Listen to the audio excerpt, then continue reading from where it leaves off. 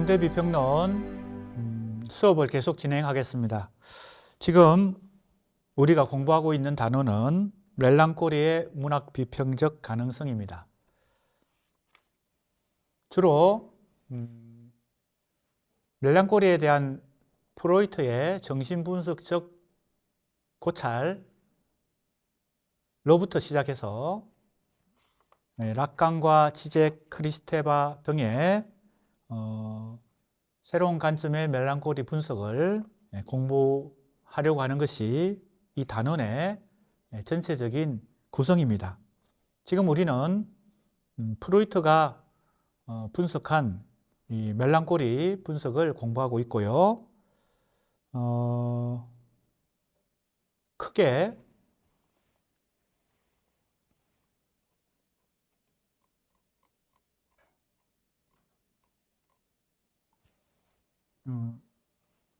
이렇게 세 가지 개념, 핵심 개념을 중심으로 프로이트의 멜랑콜리 분석을 지금 정리하고 있는 그런 단계입니다.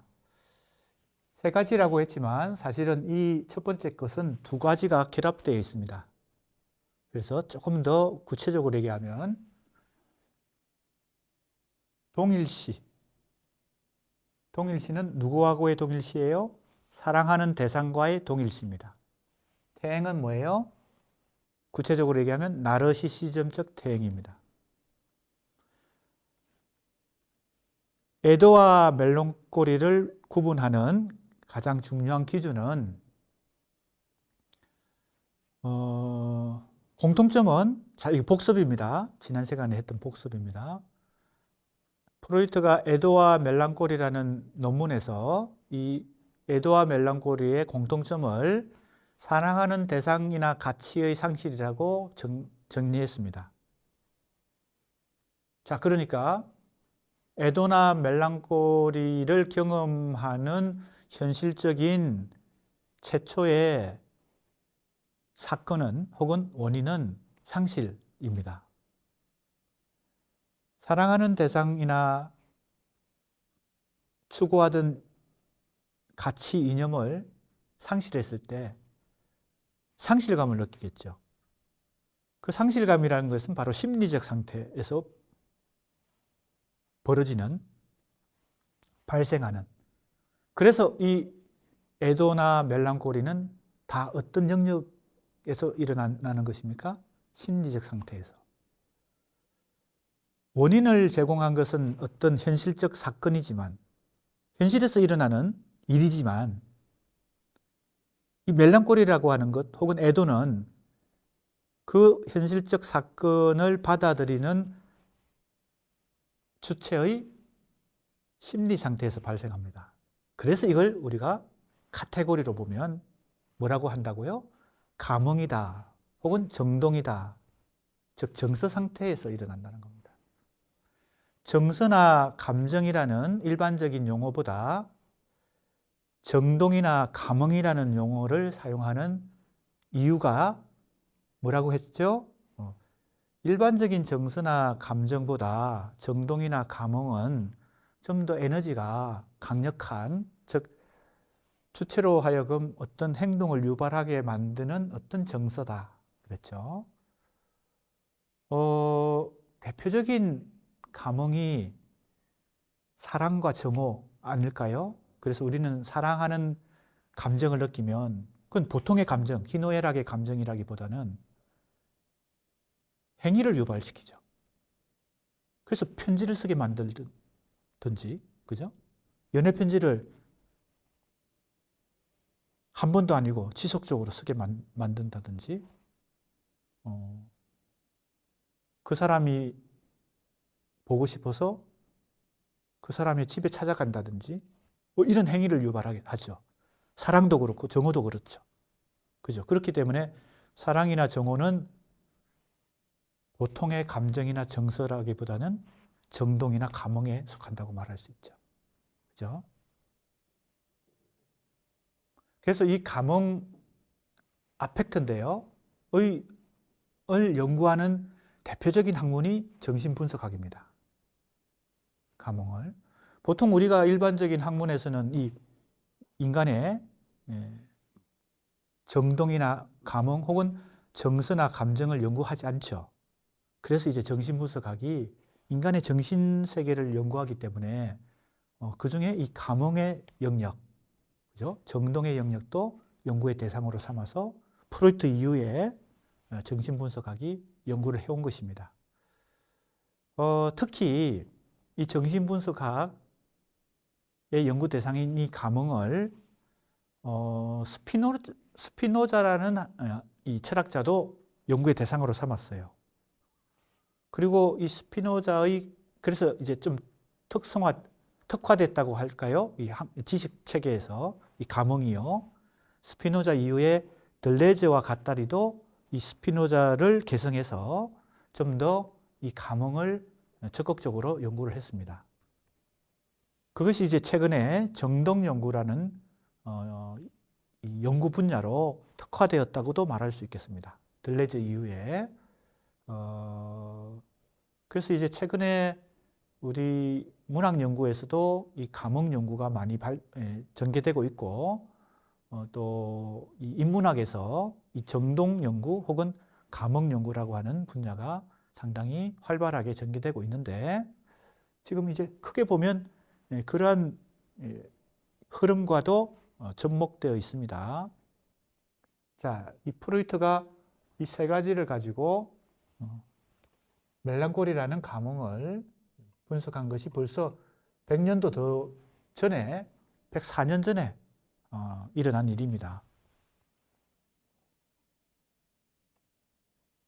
자, 이제 우리가 공부하는 단계는 애정병존 단계입니다. 사랑 대상의 상실은 사랑관계에서 애정병존의 감정이 분명하게 제 모습을 드러낼 수 있는 절호의 기회가 된다 했습니다. 애정병존이 나타납니다. 어떤 감흥 상태에서요? 멜랑콜리라는 감흥 상태에서 애정병존이 치열하게 일어납니다. 그러니까 순간적으로 이 감정의 요동이 엄청나게 뭡니까?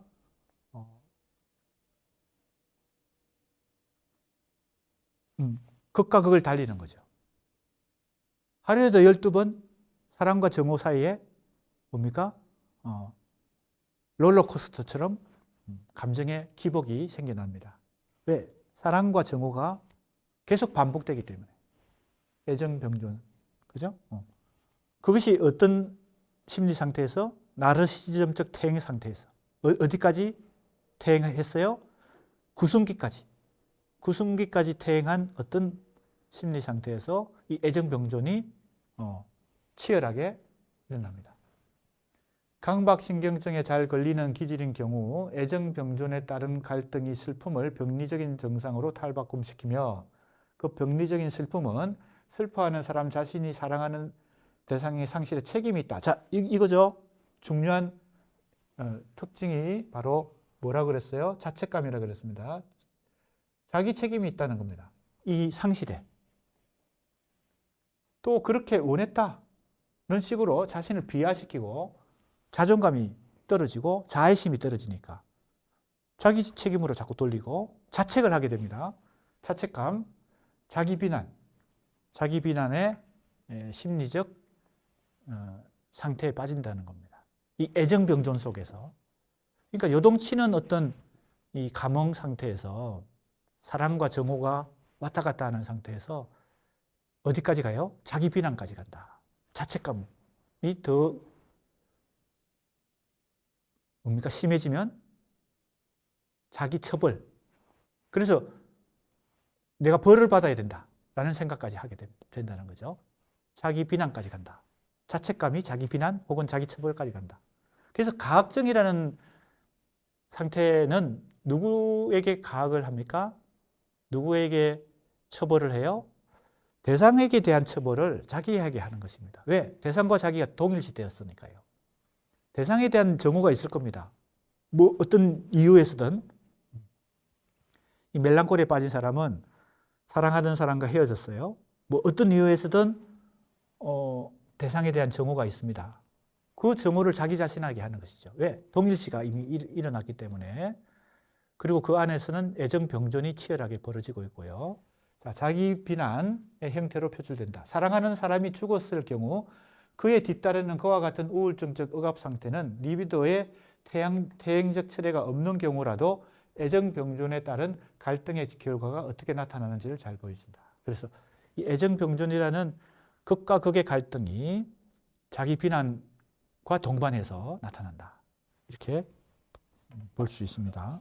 자, 지금 이 인용한 본문들은 다 프로이트 전집에서 인용한 것이고요. 애도와 멜론콜이라는 이 논문에서 찾아낸 것입니다.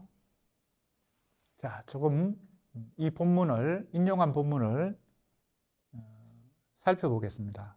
해석을 해보겠습니다. 애정병존은 사랑 대상이 상실될 때 표면화되는데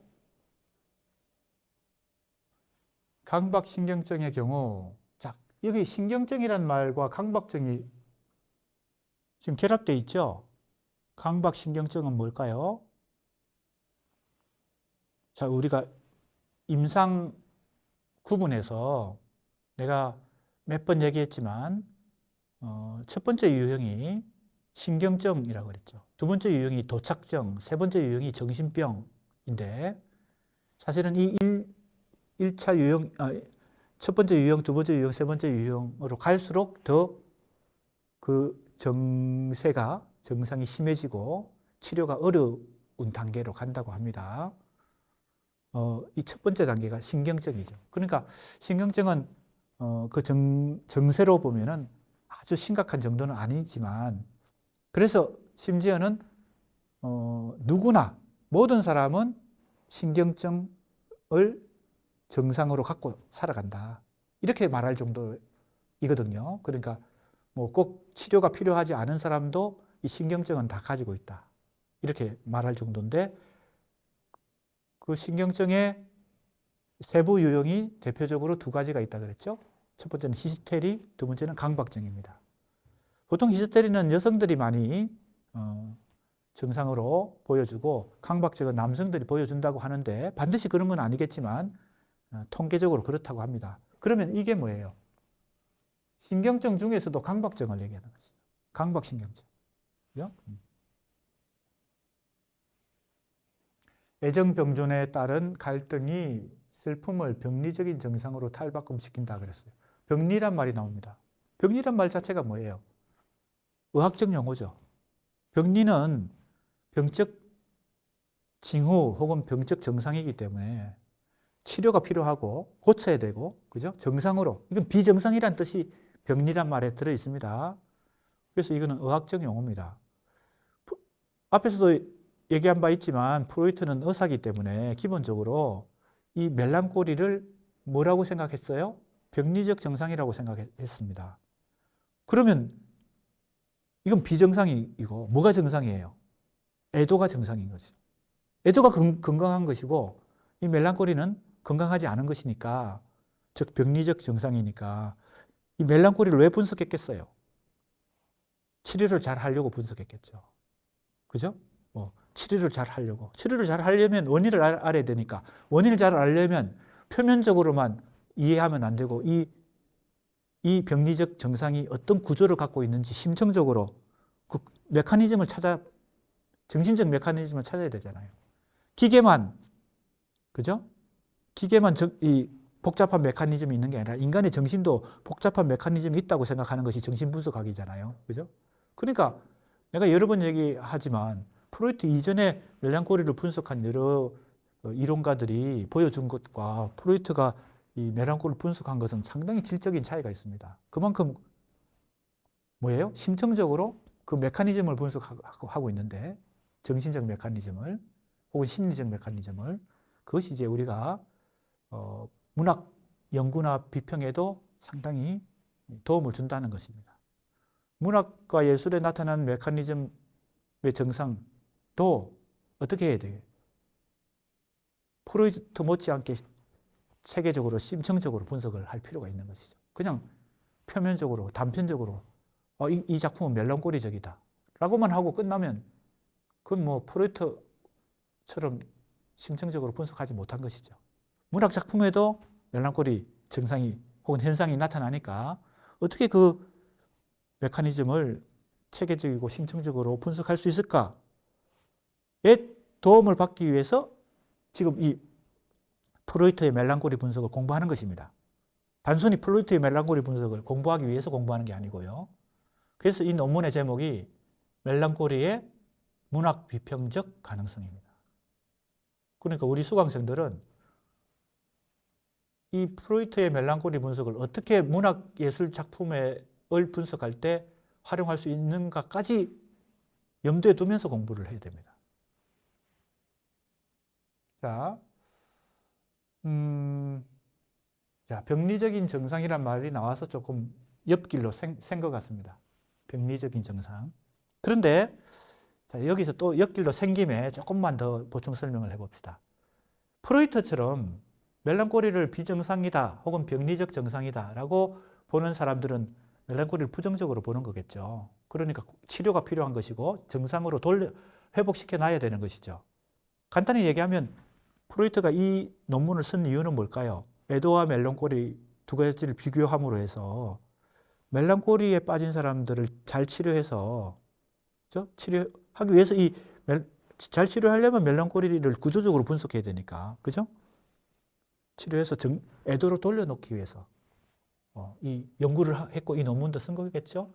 궁극적인 목적은 그것이겠죠? 그러나 문학과 예술을 하는 입장에서는 이 멜랑콜리가 오히려 병리적 정상 혹은 부정적 현상이 아니라 긍정적일 수도 있다는 것입니다. 자, 멜랑콜리와 애도의 차이는 뭘까요? 간단히 정리하면요.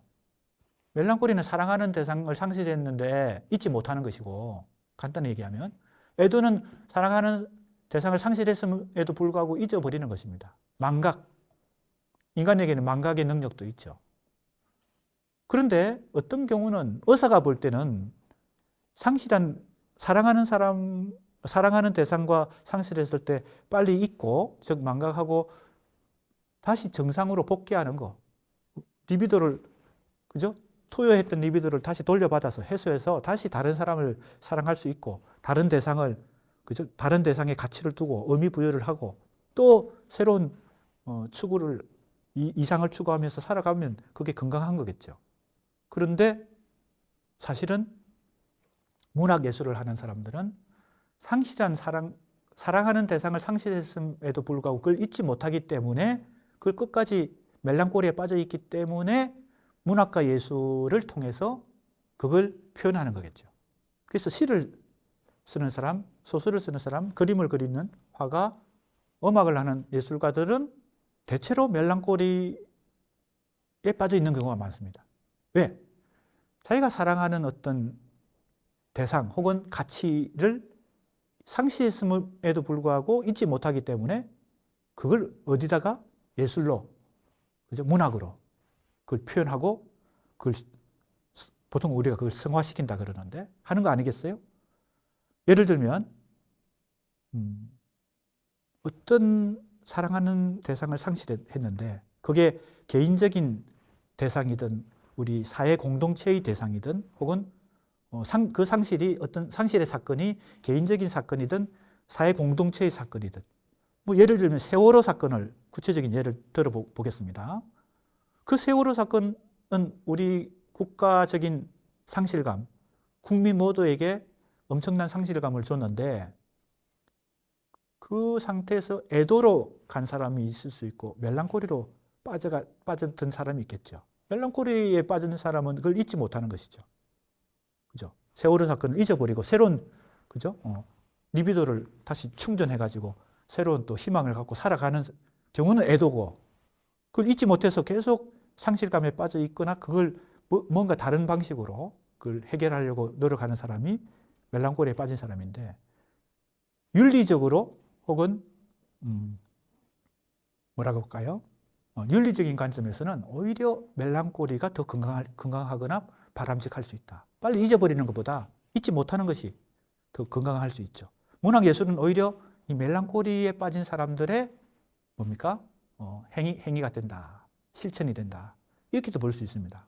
자, 그래서 약간 내가 지금 이 프로이트의 이 관점과 다른, 그죠? 멜랑콜리가 어떻게 단순한 병리 현상이고 고쳐야 될, 치료해야 될 대상이 아니라 오히려 문학예술을, 꼭 문학예술이 아니라 사회적으로 혹은 윤리적으로 오히려 그것이 더 바람직하다고 할까요? 아니면 더 역설적으로 건강한 정신구조가 아닌가라고도 말할 수 있고, 문학과 예술은 오히려 그걸 더 뭡니까? 옹호하는 사람들의 실천 행위가 되겠죠. 약간 엿길로 샜습니다. 다시 돌아와서. 그러나 이제 이런 생각을 하면서 우리가 지금 이 단원을 공부할 필요가 있습니다. 그만큼 멜랑콜리가 이 개념이, 이 정도, 이 감흥이 다양한 어떤 해석과 문학예술뿐만 아니라 다양한 우리 문화 전반에 있어서 쟁점이 될 수 있는 어떤 요소가 개념이 되는 것이 멜랑콜리입니다. 사랑 대상의 상실에 대한 책임을 자신에게 돌리고 자신을 비하하는 자기 비난의 형태로. 자, 이게 자기 비난까지 가게 됩니다. 애정병존. 그 다음에 가학정이라고 정리했는데, 이 가학은 대상에 대한 정오를 자기한테 돌리는 것이기 때문에 자기 처벌, 자기 비난, 이런 상태로 심리 상태가 전개가 됩니다. 그래서 멜랑콜리에서는 대상에게 리비도를 분리하고자 하는 미움과, 증오가 생긴다는 것은 이제 거리를 두는 것입니다. 자, 동일시와 다른 작용이죠. 비난한다는 것은, 대상에 대한 비난은 거리를 두는 것입니다. 그런데 그런 공격에 대항하여 리비도의 현 위치를 고수하고자 하는 것이 사랑입니다. 즉, 리비도를 철회하지 않은 것이죠. 대상에 대한 사랑을 끝까지 유지하고자 하는 것입니다. 실제 현실은 이미 상실되었는데, 대상이 죽었거나 혹은 대상이 이별을 했기 때문에 이제는 끝났는데, 관계가 끝났는데, 그 사랑을 계속 유지하는 것입니다. 이게 동일시입니다. 그런데 상대방을 뭡니까? 여기 정오하는 것은 거리를 두는 것이죠. 그러니까 이게 왔다 갔다 하는 것입니다. 뭐와 뭐가? 사랑과 정오가요. 그래서 이것이 애정병존인데, 하나의 동일한 대상을 두고 사랑과 정오가 서로 싸우는 수많은 투쟁이 일어난다. 어디서? 현실에서 일어나는 게 아니라 이 무의식 공간에서, 심리 상태 속에서 이것이 치열한 전쟁이 벌어지는 것입니다. 그래서 겉으로는 아무 변화가 없는 사람이 이 심리적 메커니즘 속에서는 엄청난 지금 투쟁이 벌어지고 있다. 뭐와 뭐 사이에? 사랑과 정오 사이에. 그리고 그 대상은, 그 사랑과 정오의 대상은 상대방이 사랑하는 대상이기도 하지만 자기 자신이기도 한 거죠. 그렇기 때문에 복잡해집니다. 이 메커니즘이 복잡해요. 이처럼 애정병존에 따른 갈등은 멜랑콜리의 중요한 전제 조건이 된다. 자, 애정병존은 엄청난 갈등을 동반합니다. 뭐 말이 쉬워서 그냥 애정병존이지, 사실은 심리 속에서는 엄청난 이제 전쟁이 벌어지는 거죠. 대상에 대한 사랑이 나르시즘적인 동일시 속에서 숨어버리면 그 동일시에 의한 대체 대상의 정오가 작용하게 되고, 자, 결과적으로 가학정을 낳게 된다. 뭔가 공격을 해야 되는, 폭력을. 그런데 이 애정병존 상태에서 가학정이 생기는데 대상에게 처벌을 하기가 어렵죠. 이미 대상은 현실에서는 상실됐으니까 자기 자신을 에게 가학을 한다는 겁니다. 이게 바로 자기 비난, 자기 처벌의 그 연장선에서 벌어지는 것입니다. 그래서 자학을 하거나, 그죠? 그걸 뭐라고 그러죠? 자기 몸에 상처를 내는 거. 그걸 자학이라 그래요. 심지어는 자살에 이를 수도 있겠죠. 그래서 우리가 매스컴에서 간혹 듣는 그 유명인들이 극단적인 선택을 했다는 것이, 이런 그 심리 속에서는 이런 엄청난 복잡한 메커니즘이 전개됐던 것이라고 볼 수 있습니다. 겉으로 보면 아무 그죠? 변화가 없는데. 자, 여기서 우리는 가학증이 보여주는 자기 학대의 이면에 사랑 대상에 대한 복수. 이게 복수의 형태입니다. 즉, 사랑하는 대상에 대한 정오가, 물론 이 정오는 사랑이 공존하고 있어서 애정 병존이 복잡하게 얽혀 있지만 이 정오가 있는데, 대상에 대한 정오가 뭐예요? 그 가학적으로 나타나는데 그 복수심 같은 게 있거든요. 그런데 그 복수가 대상에게 향하는 게 아니라 자기 자신에게 향한다. 이것이 멜랑콜리의 중요한 요소가 되겠습니다. 즉, 사랑 대상에 대한 정오, 그 정오의 연장선에서 복수, 이것이 극할 것이 자기 자신을 향한다. 그래서 이 가학정은 자기 처벌과 자기 공격이 된다. 이렇게 되는 것이죠. 자, 이것도 인용한 부분을 한번 보겠습니다. 멜랑콜리에서 분명 환자 자신이 즐기는 듯 보이는 자기 고문은, 즐기는 듯 보인다는 말이 참 이게 깊이 생각해 볼 만합니다. 자기 고문이라 그랬어요. 자기를 막 학대하는 것입니다. 자학정, 자기 학대. 자기 고문을 한다. 자기를 처벌하고 자기를 비난한다. 이 모든 것이 즐기는 듯하다 이런 거죠. 이것도 상당히 묘한 것인데 이게 바로 죽음 충동과 관련되어 있습니다. 죽음 충동. 프로이트가 발견한 죽음 충동은 가장 기본적인 원리는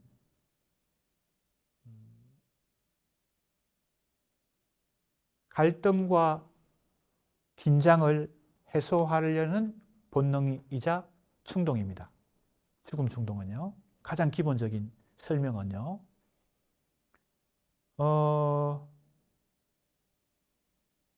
프로이트가 여러 개념들을 찾아내는데 두 가지를 설명해야 될 것 같습니다. 첫 번째는요. 아주 기본적인 설명부터 해야 될 것 같아요. 쾌락 원칙과 현실 원칙입니다. 쾌락 원칙과 현실 원칙이요. 쾌락 원칙은 이 번역이, 쾌락이라는 번역이 우리말이 상당히 오해를 불러일으킵니다. 쾌락 원칙 할 때 쾌락은요. 그러니까 이제 뭔가 성적 욕망을 막 이렇게 방종하게, 그죠? 추구하는 사람, 그런 사람이 쾌락을 추구한다 그러잖아요. 우리가 그럴 때 쓰는 게 쾌락인데, 그런 경우는 이제 성적인 욕망 같은 것을 막 발산하면서 행위 실천하는 경우를 이제 쾌락을 추구한다 이렇게 얘기하기 때문에 우리가 쾌락 원칙을 오해하는 수가 있습니다. 쾌락 원칙은 편안한 상태, 긴장과 갈등이 없는 상태를 유지하는 것입니다. 그게 쾌락 원칙입니다. 즉, 현실 원칙은 그 반대입니다. 현실 원칙은 뭔가 생존이나 또는 더 나은 삶의 조건을 획득하기 위해서 긴장하고 갈등하고 집중하는 것입니다. 정신의 집중을 요구하는 것입니다. 간단히 예를 들면요. 우리가 중간고사 시험을, 기말고사 시험을 위해서 시험 준비를 할 때와 시험을 치를 때를 생각해 보면 그 시험 준비 기간과 시험에 임했을 때의 그 시간은 굉장히 정신이 집중된 상태 속에서 에너지를 집중해서, 그죠? 공부를 하고 시험을 치릅니다. 그 상태가 뭐예요? 현실 원칙이 지배하는 상태입니다. 아주 쉬운 예를 내가 들어주는 것입니다. 그러면 시험이 끝났어요. 이제는 뭡니까? 긴장을 풀어야 되겠죠. 기분 전환도 하고 영화를 보러 간다든지 친구랑 만나서 차를 마시면서 대화를 나눈다든지 또 술을 마시면서 음주 가무를 한다든지 이런 게 다 뭐예요? 긴장을 해소하는 것입니다. 긴장을 해소하고 뭐예요? 평소의 상태, 평상심을 다시 회복하는 것입니다. 그래서 그걸 쾌락원칙이라고 불렀습니다. 그래서 인간의 기본적인 본능이나 욕구를 프로이트는 두 가지로 설명했는데 이것은 이원적 설명이죠. 이원적 설명이라는 말은 이 두 가지 원칙이 서로 대비되고 뭡니까? 대립되는 어떤 원칙이라는 뜻으로 이원적이다 이렇게 말했어요. 쾌락 원칙이 있고 뭐가 있어요? 현실 원칙이 있습니다. 인간이 추구하는 어떤 원칙 중에서 뭐의 원칙이요? 본능 혹은 충동 혹은 리비도의 원칙입니다. 정신을 뭡니까? 운영하는 원칙이죠. 우리가 그걸 적절하게 그죠? 뭡니까? 집중하기도 하고 때로는 긴장을 풀기도 하고 살아가는데 프로이트는 어느 게 더 기본적이라고 생각했어요? 어느 게 더 근본적이라고 생각했겠습니까? 현실 원칙보다 쾌락 원칙을 더 기본적으로 생각했습니다. 인간에게는. 잘 생각해 보면 그죠? 자기가 경험한 것에 비추어 보면 프로이트의 학설이 맞는지 틀리는지 조금 검증해 볼 수 있습니다. 쾌락 원칙이 더 기본이라고 생각했어요. 그래서 그건 또 프로이트가 의사이기 때문이기도 할 것입니다. 왜냐하면 의사는 이 긴장을 해소하고 갈등을 그죠? 심리적 갈등과 심리적 긴장을 해소하는 것이 어떤 치료에 그죠? 병리적 정상을 치료하는 데 도움이 된다고 생각했기 때문에 쾌락 원칙을 더 중시한 것입니다. 자, 이제 이걸 설명하기 위해서 또 옆길로 세버렸는데 옆길로 세는 것이 반드시 나쁜 것만은 아닙니다. 왜냐하면 우리가 멜랑콜리만 일관되게 공부하는 것보다 프로이트의 다른 개념들도 이런 기회에 옆길로 샜을 때 좀 참고로 공부하면 또 도움이 되니까요. 또 한 가지 프로이트가 기본적으로 설정한 개념은요. 자, 지금 쾌락 원칙과 현실 원칙 개념 하나를 지금 우리가 정리했죠. 이건 그대로 놔두고 또 다른 어떤 관점에서 프로이트가 인간의 기본적인 본능을 뭐라고 설명했냐면요. 앞에서도 한번 얘기했습니다. 자, 초기에는 인간의 가장 기본적인 이 본능의 이 원칙을 자기 보호 본능과 성 본능이라고 봤습니다. 이것도 이원적이라고 봤어요. 이원적이라는 것은 서로 대립한다는 뜻입니다. 서로 반대되는 원리라는 겁니다. 자기 보호 본능은 모든 생명체는 다 자기를 보호하니까 인간도 마찬가지죠. 인간도 그게 가장 기본적입니다. 우선 자기를 그죠? 우선시하는 것입니다. 신체든 정신이든. 그래서 정신적으로도 자기 보호 기제가 있죠. 그걸 방어심리라고 하는 방어심리. 자기 심리를 방어해야 돼요. 자기를 보호해야 되니까 정신적으로. 몸도 자기 보호 본능이 있죠. 내가 의식하지 않아도 길 가다가 갑자기 뭐예요? 자전거가 자기를 정면으로 오면 내가 피합니다. 나도 모르게 피하죠. 그죠? 그게 뭡니까? 본능적으로 피하는 거죠. 자, 그러니까 자기 보호 본능과 뭐가 있다고요? 성본능. 성본능은 그러니까 자기 보호 본능과 달리 이세를 만들어내는, 그죠? 이세를 생산하는 본능이니까 성적 본능. 두 개가 다르다고 봤어요. 이원적으로 본 것입니다. 자기 보호가 있고 이세를 만들어내는, 즉 본능이 있다. 성욕도 본능이니까요. 그죠? 이것도 내가 의식하지 않아도 이것은 내가 타고나는 본능이니까. 그런데 프로이트는 연구를 거듭하다가 후기 이론에 가면 이 두 개가 이원적이지 않다고 생각하게 됩니다. 즉 대립되는 게 아니라 자기 보호와 성은 궁극적으로는 생명을 만들어내는, 생명을 보존하거나 재생산하는 어떤 본능이기 때문에 이걸 하나라고 본 것입니다. 이원적이 않다라고 생각을 바꾸게 됩니다. 달리 말하면 초기 이론을 수정하게 됩니다. 그래서 이 두 개를 묶어서 뭐라고 얘기하게 돼요? 에로스라고 말하게 됩니다. 에로스. 에로스가 삼충동입니다. 한국어로 번역하면 삼충동이 됩니다. 삼충동. 그리고 이 삼충동과 또 이원적인 새로운 개념을 발견하게 됩니다. 인간에게는 아주 근본적인 본능이 있는데, 혹은 충동이 있는데, 그 하나가 에로스라면 그 이원적인, 즉 대립되는 본능이 또 있다. 물론 그것도 타고나는 것이죠. 본능이니까. 그게 죽음 충동이다. 그게 타나토스입니다. 에로스와 타나토스라는 개념을 후기 이론에서 설정하게 됩니다. 우리말로 번역하면 삼충동, 죽음 충동입니다. 자, 그럼 잘 보세요. 내가 아까 죽음 충동을 뭐라고 설명했어요? 긴장과 갈등을 가장 최소화하는 것입니다. 인간이 진화론적으로 보면요, 물질에서 유기체가 생기고, 유기체 중에서도 하등동물이 고등동물로까지 진화해서 인간이라는 이 정신적 활동을 하는 이 생명체가 진화론적으로 만들어졌다면, 정신분석도 당대의 생물학적인 거, 특히 진화론적 이런 걸 많이 흡수했기 때문에 진화론적인 것을 정신분석학도 포함하고 있습니다. 물론 생물학도 포함하고 있고, 당대 여러 자연과학들을 다 이제 흡수해서 이 정신분석학이라는 걸 만들게 되니까요. 자, 뭘 말하고 싶은가 하면요, 이 타나토스라고 하는 것은 에로스와 정반대, 즉 이원적인 어떤 개념으로서 생명체가 만들어지는 과정은 집중 과정입니다. 뭐가 집중하는 거예요?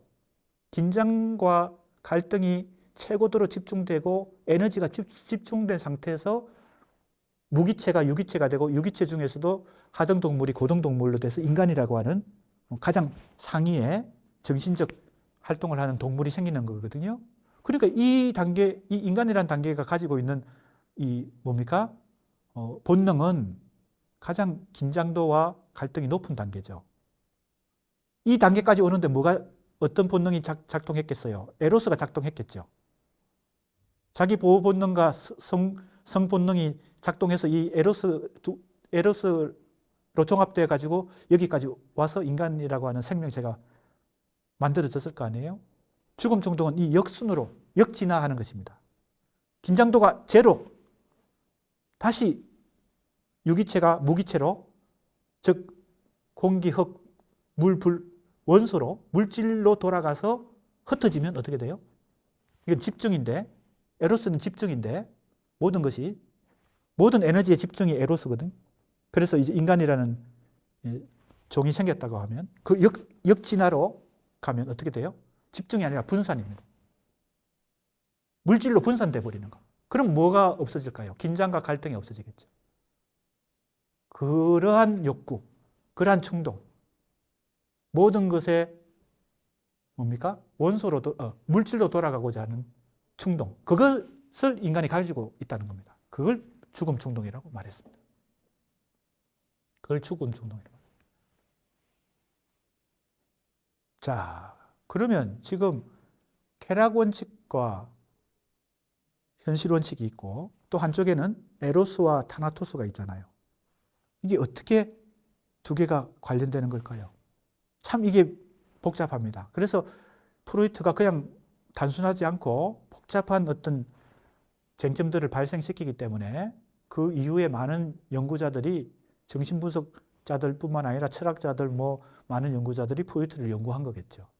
특히 어떤 개념이 많은 쟁점을 불러일으키나 하면 죽음 충동이라는 타나토스라는 이 개념이, 프로이트도 생전에 이걸 제대로 이 개념을 정립하지 못한 채 죽습니다. 이 죽음 충동. 이게 굉장히 많은 논란을 불러일으키는 것이죠. 자, 그것과 관련되는 것이 이것입니다. 즐기는 듯함. 뭘 즐기는 거예요? 고통을 즐기는 것 같은 거예요. 고통을 즐기는 것. 그게 바로 반복 강박이라는 정상의 중요한 특징입니다. 자, 지금 내가 복잡하게 다 설명하기에는 시간이 너무 없기 때문에 정신분석학의 여러 정상 중에서 정신분석학이 그 연구하는 여러 증상 중에서 인간에게는 반복 강박이라는 게 있는데, 자, 반복 강박의 가장 기본적인 특징은 이것입니다. 트라우마를 경험했어요. 트라우마는 정신적 상처를 주는 거잖아요. 정신적 외상을 경험했는데, 자, 이 원칙, 쾌락 원칙과 현실 원칙 중에서 쾌락 원칙이 근본적이니까, 쾌락 원칙에 따지면은 이 고통을 겪는다는 것은 엄청난 긴장과 갈등을 요구하기 때문에 거기서 해방되고 정상으로 돌아가서, 그죠? 상처가, 트라우마가 없는 평온한 상태로 돌아가고 싶을 거 아니에요? 당연히 그렇겠죠. 누구나 인간은 그런 행복에 대한 욕구가 있으니까. 고통보다 행복을, 그죠? 불쾌보다 쾌감을 추구하잖아요. 편안한 걸 추구하잖아요. 고통을 견디면서 참고, 이것은 현실 원칙이지만 그 고통을 참는 것은 궁극적으로는 쾌감을 위해서, 그죠? 즉 쾌락 원칙, 즉 편안한 걸 위해서 지금 긴장을 견디는 거잖아요. 시험을 참고 견디는 것은 나중에 내가 행복하게 살기 위해서 그런 거잖아요. 그죠? 그런데 이 반복 강박은 그 고통을, 그 트라우마의 고통을 찾아서 즐기는 듯이 자꾸 그걸 반복적으로 경험하려고 하는 욕구가 반복 강박입니다. 내가 경험했던 트라우마를 자꾸 재현하는 것이죠. 그 상황을. 거기서 탈피해서 빨리 쾌락 원칙으로 가야 되는데, 이 불쾌감과 이 긴장과 그 고통을 오히려 즐기는 거예요. 자꾸 그걸 경험하려고 하고. 이상한 본능인 것이죠. 그러니까 이 본능은 뭐와 관련돼요? 죽음 충동과 관련됩니다. 복잡합니다, 좀. 그래서 이 얘기가 나와서 내가 지금 옆길로 샜는데, 멜랑콜리에서 환자 자신이 즐기는 듯 보이는 자기 구문, 자기 학대를 하는데 그걸 즐기는 듯이 한다는 겁니다. 이게 죽음 충동과도 관련 있고, 뭐하고도 관련 있다고요? 그래서 프로이트가 나중에 어떤 논문을 써나가면요, 쾌락 원칙을 넘어서라는 논문을 씁니다. 쾌락 원칙을 넘어서. 이 말은 뭔가요? 쾌락 원칙이 인간에게 가장 기본적인 본능의 원리인데, 편안하고자 하는 거, 긴장과 갈등을 해소하고 뭡니까? 최대한 편안한 상태를 유지하려고 하는 게 쾌락 원칙인데, 그걸 넘어서, 즉 쾌락 원칙을 넘어서 있는 원칙이 또 있다는 겁니다. 인간에게 본능이. 그게 바로 다른 말로 하면 죽음 충동이고, 그 대표적인 여러 가지 증상이 아까 얘기했던 대표적인 것이 반복 강박이고, 또 뭐가 있을까요? 우리가 쉽게 뭡니까? 접할 수 있는 용어가 있습니다. 사디즘, 마조이즘. 이것도 여기에 속하는 것입니다. 죽음 충동과 연결되어 있습니다. 사디즘, 마조이즘은 뭐예요? 성적 욕망 중에서 상대방에게 폭력을 행사하면서 쾌감을 느끼는 게 사디즘이고, 반대로 폭력을 당하면서 쾌감을 느끼는 게 마조이즘이잖아요. 성적인 어떤 욕망 중에서도. 그러니까 이것도 뭐예요? 폭력성과 관련이 있는데, 반복 강박이라는 사례 경우뿐만 아니고 사디즘, 마조이즘도 어디에 속한다고요? 죽음 충동과 연결되어 있어요. 그리고 뭐와 관련되어 있어요? 쾌락 원칙을 위반하는 거예요. 쾌락 원칙과 다른 어떤 원칙이 있다는 것이죠. 자, 그러니까 이것이 바로 이것과 관련됩니다. 그러면 멜랑콜리에서도 나타나는 자기 처벌 혹은 가학정 혹은 뭐 자기 비난, 뭐 공격성 이런 것들도 쾌락 원칙을 넘어서 있는 거죠. 그리고 뭐와 연결되어 있어요? 죽음 충동과 또 연결되어 있어요. 상당히 다른 개념들과 지금 연결시키고 있습니다. 그래서 강박신경증에서 나타나는 증상과 비슷하게 이 강박신경증에서 이제 아까 얘기했던 바로 반복 강박, 그죠? 여기 있죠? 트라우마를 자꾸 재현시키는 겁니다. 사실은 트라우마로부터 벗어나는 것이 쾌락 원칙인데 오히려 트라우마를 즐기는 거예요. 그러면서 거기서 뭔가 고통스럽지만 거기서 쾌감을 느끼는 겁니다. 고통 속에서 쾌감을 느끼는 거예요. 사디즘, 마조이즘이 바로 그런 거잖아요. 고통 속에서 쾌감을 느끼는 거잖아요. 자, 이것이 바로 자기 고문도 바로 강박신경증과 유사한 것인데 고통을 즐기는 거예요. 어떤 대상을 향한 가학증과 정오 속에서 만족을 느끼는 것과 다를 바 없다. 대상에 대해서 정오하고 가학을 하는 것을 자기 처벌로, 자기 학대로 이 속에는 죽음 충동이 있다는 겁니다. 즉 고통을 통해서 쾌감을 느끼는 거예요. 그래서 즐기는 겁니다. 오히려 즐기는 거. 그런데 실은 그 가학증과 정오가 바로 우리가 지금까지 논의한 방식대로 이미 주체 자신의 자아에게로 환원된 가학증과 정오를 할 수 있다. 대상에 대한 정오를 자기 자신에게 돌린 겁니다. 이 두 질병, 즉, 자, 여기서 질병이라고 표현한 것을 봤어도 프로이트는 이걸 뭐예요? 병리적으로 보는 것입니다. 즉, 치료가 필요하다고 보는 비정상적인 어떤 심리 상태입니다. 즉, 강박신경증과 멜랑콜리에서 환자들은 보통 자기 징벌, 자기 처벌이죠. 자기 징벌이라는 우회로를 통해 원래의 대상에 대한 복수를 하는 것이다. 그러니까 어떤 경우에 자기 징벌을 했어요. 자기 처벌을 한 것은 사실은 상대방에 대한 정오와 복수심의 표현입니다. 상대방을 너무나 미워했기 때문에 자기를 처벌하는 거죠. 이해가 됩니까? 이게 바로 멜랑콜리의 심리적 메커니즘입니다. 그래서 최초에 왜 이런 모순된 현상이 벌어지겠습니까? 대상과의 동일시, 나르시시즘적 퇴행, 그죠? 그것이 여기까지 왔다라고 볼 수 있습니다. 자신이 직접 그 대상에게 공개적으로 적대감을 표현하는 것을 피하기 위해 질병을 매개로 살아가는 사람을 고문하는 것이다.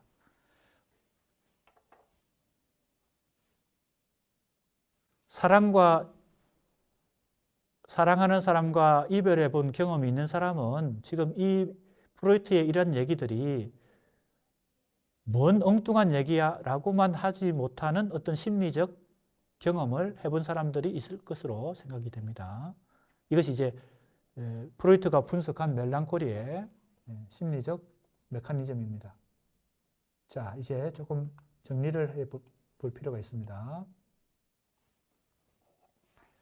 멜랑콜리 주체가 보여주는 자기 학대와 정오는 사랑했지만 상실한 원래의 대상에 대한 가학증과 정오가 자기 자신에게 돌아온 것이다.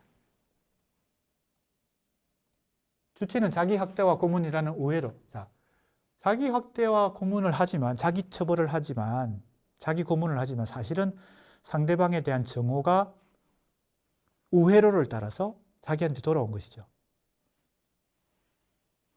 대상에 대한 복수를 한다는 겁니다. 이런 가학증의 메커니즘은 멜랑콜리적 주체의 자살 성향이 가진 비밀을 푸는 열쇠가 될 수 있다.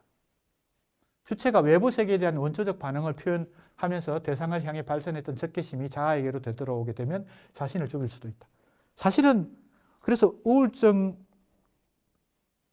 걸려서 자살한 사람들의 그 심리적 메커니즘을 추적해보면 사실은 원망하는 어떤 대상이 있는 것이죠. 그 원망하는 대상에 대한 정오심을 자기 자신에게, 그죠? 그 대상에 대한 복수심을 자기 자신에게 실천한 것입니다. 그래서 우리가 현실에서 간혹 보도되는 그런 극단적 선택의 이유를 심리적으로 우리가 한번 추적해 볼 수 있다는 것이고요. 자, 이제 프로이트가 이런 식으로 이제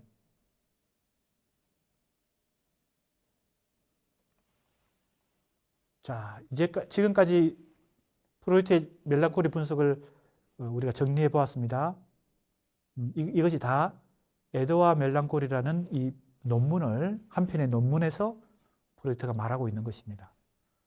이 논문이 그러니까 아주 결정적으로 1917년에 나온 이 논문이 100년 이상 많은 인문학에 많은 여파를 던진 그런 논문이 되겠습니다. 자, 그 다음에 지금까지 논의한 멜랑콜리에 대한 프로이트의 정신분석적 고찰을 이제 정리하면 정리 단계입니다. 사랑 대상의 상실, 이게 최초의 사건이죠. 원인이죠. 그 다음에 이것이 나르시즘적 퇴행과 대상과의 동일시로 이어지고 그 다음에 애정병존과 과학적 자기학대로 이렇게. 그리고 최종적으로는 사실은 자기학대는 복수를 그 속에, 그죠? 담고 있는 것이죠. 자, 이렇게 요약될 수 있습니다. 이런 프로이트의 해명에 대해 지적은, 자, 이제 그 이후에 많은 사람들이 이 프로이트의 관점에 대해서 많은 코멘트를 하겠죠. 많은 입장 표명을 합니다. 보세요. 지적이 어떻게 얘기합니까? 정상적인 애도와 병적인 멜랑콜리를 대립시키는 관점에 반대한다 그랬잖아요. 자, 이게 아까 내가 얘기한 것과 통합니다. 자, 프로이트는 애도는 정상이고 멜랑콜리는 병적이라고 봤습니다. 즉 비정상이라고 봤어요. 그러니까 멜랑콜리를 치료의 대상으로 삼았다는 것입니다. 그래서 어디로 가야 돼?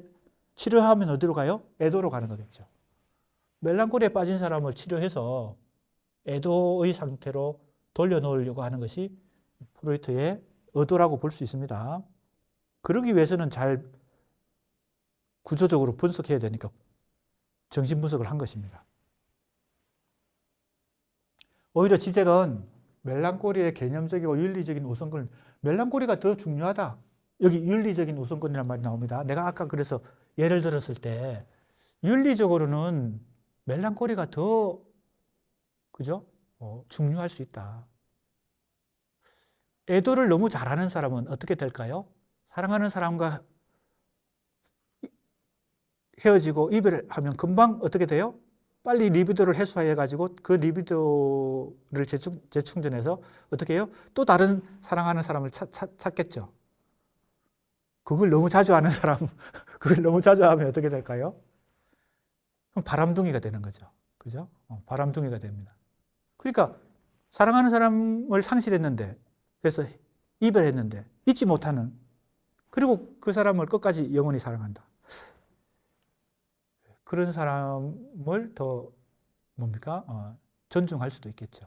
아무튼 여러 가지 지금 입장이 나올 수 있습니다. 자, 보세요. 그 다음 최문교, 이 한국의 동문학자인데 이런 의견이 있습니다. 프로이트가 애도와 멜랑콜리를 일종의 정상과 비정상의 상태로 분리하면서 멜랑콜리보다 애도를 삶의 긍정적인 추동력으로 해석한다. 그거 보고 나도 이제 아까 이런 얘기를 했는데 이미 다른 사람들이 이런 관점을 표명했습니다. 현실원칙에 순응하는 감정 상태로서 애도를 강조하는 것은, 자, 여기 현실원칙 나왔죠? 내가 그냥 엿길로 새가지고 그냥 쓸데없이 뭐 프로이트의 뭡니까? 쾌락원칙, 현실원칙, 그리고 자기보호본능, 성본능, 에로스, 타나토스를 설명한 게 아닙니다. 기본적으로 프로이트의 핵심 개념들을 이제 알아야 프로이트의 말가 한 말들을 어느 정도 이해하기 때문에 내가 다 계획이 있어서 얘기한 거지 그냥 엿길로 쓸데없이 센 건 아닙니다. 자, 한번 봅시다. 현실 원칙에 순응하는 감정 상태로서 애도를 강조한다는 겁니다. 왜 애도가 현실 원칙과 관련될까요? 불쾌감을 피하고 긴장과 갈등을 최소화하는 것이, 미안합니다. 현실 원칙에서는 애도가 더 필요하죠. 왜냐하면 현실에서 잘 적응하고 또 긴장과 갈등을 가지고 뭡니까? 사회생활을 잘 해 나가려면은 애도에 그쳐야지 멜랑콜리에 빠지면 안 되잖아요. 그죠? 그러면 지장이 있잖아요. 그죠? 사회생활 하는데도 지장이 있고 출근하는데도 지장이 있습니다. 멜랑콜리에 빠져가지고 뭡니까? 이 감흥 상태에서 정상적인 직장 생활이 좀 어려울 수도 있죠. 그러니까 이제 현실 원칙에 순응하는 감정 상태로서 애도를 강조하는 것은 비판될 여지가 있다. 프로이트는 그러나 왜 그럼에도 불구하고 애도를 더 긍정적으로 봤을까요? 여러 번 얘기하지만 의사의 입장이 있기 때문에 현실 원칙도 쾌락 원칙도 중요하게 생각하는 것입니다.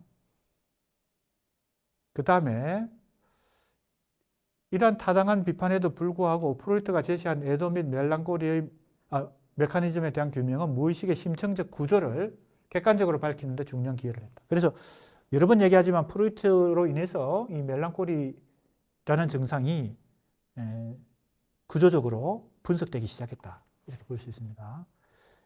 자꾸 내가 구조적이라는 말을 쓰죠. 왜 구조란 말을 자꾸 쓸까요?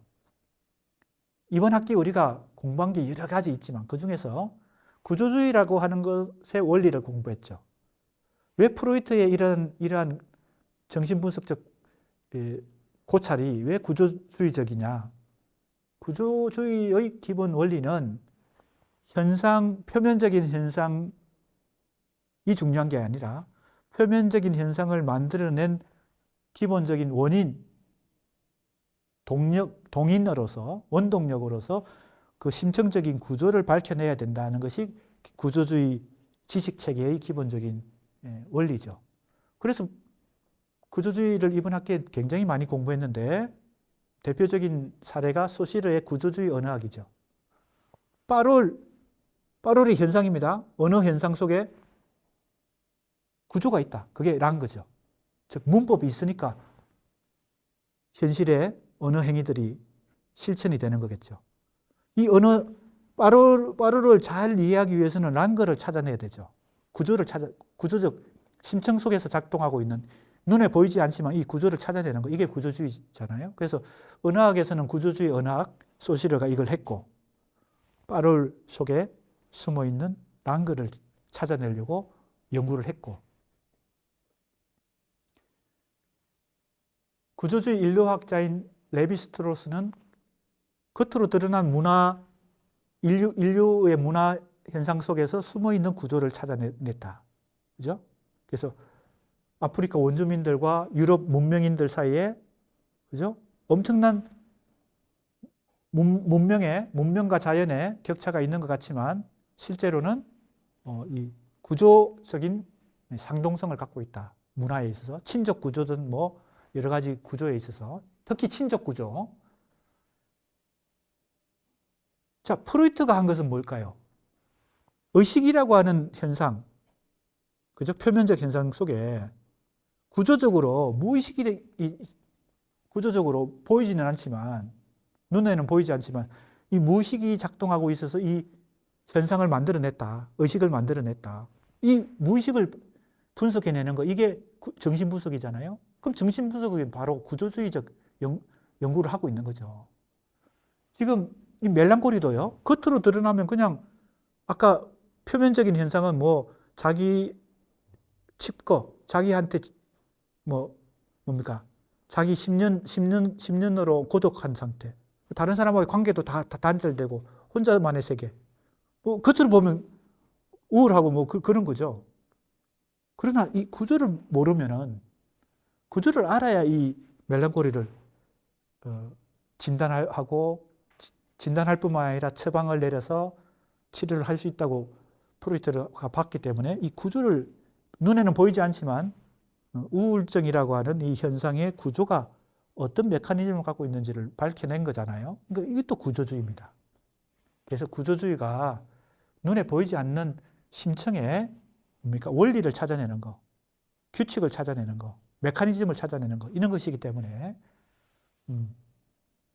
프로이트의 이 멜랑콜리 분석이 왜 중요한지, 왜 의의가 있는지를 지금 내가 얘기하고 있습니다. 그래서 심층적 구조를 객관적으로 밝히는 데 중요한 기여를 했다. 이 말 자체가 뭐예요? 프로이트의 정신분석은 구조주의적 연구를 했다. 뭐에 대해서? 인간의 정신구조. 특히 지금 공부하고 있는 멜랑콜리는 감흥의 구조죠. 감흥. 그죠? 아펙트라고 하는 것도 구조적으로 분석할 수 있다. 어떤 우리가 정서 상태를, 그죠? 희노애락 같은 정서 상태나 지금 사랑과 정오와 같은 감응 상태, 감흥이라고 번역할 수도 있고 정동이라고도 번역할 수 있는데 그런 감흥 상태까지도 감정이나 감흥도 구조적 정신분석의 대상이 되고 구조적 연구의 대상이 되어서 이렇게 그 무의식의 메커니즘을 규명해내는 거, 밝혀내는 거, 이게 정신분석이다. 이렇게 볼 수 있습니다. 그런 의미에서 구조주의적 연구가 상당히 우리 20세기에 20세기 이후에 인간의 지식 체계에 상당한 기여를 했다. 이렇게 볼 수 있습니다. 그러나 이제 그 이후에 구조주의가 갖고 있는 여러 가지 문제점 한계를 또 비판하는 움직임이 철학적 혹은 학문적 움직임이 일어나서 생겨난 것이 후기 구조주의입니다. 후기 구조주의. 그러니까 우리가 수강생들은 후기 구조주의도 공부해야 되지만 구조주의도 공부해야 되겠죠. 후기 구조주의가 유행하니까 이것만 공부해가지고는 안 되죠. 구조주의를 알아야 후기 구조주의도, 그걸 비판하고 나온 후기 구조주의도 이해할 수 있으니까요. 자, 그 다음에 프로이트의 분석이 남긴 중요한 쟁점은 멜랑콜리와 동일시의 연관성. 자, 동일시가 중요하게 작동하죠. 나르시시즘적 동일시. 그 다음에 나르시시즘적 동일시와 히스테리 동일시. 자, 나르시시즘적 동일시와 히스테리적 동일시의 차이가 뭐냐? 자, 히스테리도 동일시가 굉장히 중요한 원리로 작용하거든요. 아까 신경증의, 그죠? 신경증이라는 유형의 대표적인 사례가 히스테리와 강박증이라고 그랬잖아요. 히스테리는 동일시라고 하는 심리적 메커니즘이 굉장히 중요하게 작용합니다. 그 다음에 동일시와 리비도 발달 단계 중 구승기, 식인기. 자, 구승기와 식인기는 상당히 연관성이 있는데 왜 식인기라고 그랬을까요? 앞에서 이 구승기를 설명하면서 먹고 먹히는 것을 통해서 이 욕망이, 그죠? 실현된다 그랬잖아요. 그게 먹고 먹힌다는 게 구체적인 사례로 엄마의 젖을 빨아먹는 아이를 내가 예를 들었는데 그것은 구체적인 현실 속에서의, 그죠? 먹고 먹히는 관계고, 그 먹고 먹히는 현실의 관계가 심리적인 차원의 단계에서 먹고 먹히는 관계, 즉 심리적 먹고 먹힘의 관계까지 우리가 이해해야 됩니다. 어린아이가 그 엄마의 젖을 빨아먹는 그것만을 우리가 먹고 먹히는 관계라고 이해하면 안 된다는 겁니다. 왜냐하면 인간에게는 현실에서 현실적 그 행위로서 작용하는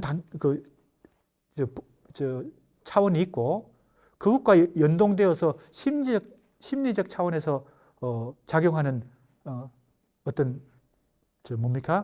범주가 있습니다. 정신분석학은 이 두 개를 다 연구하는 것입니다.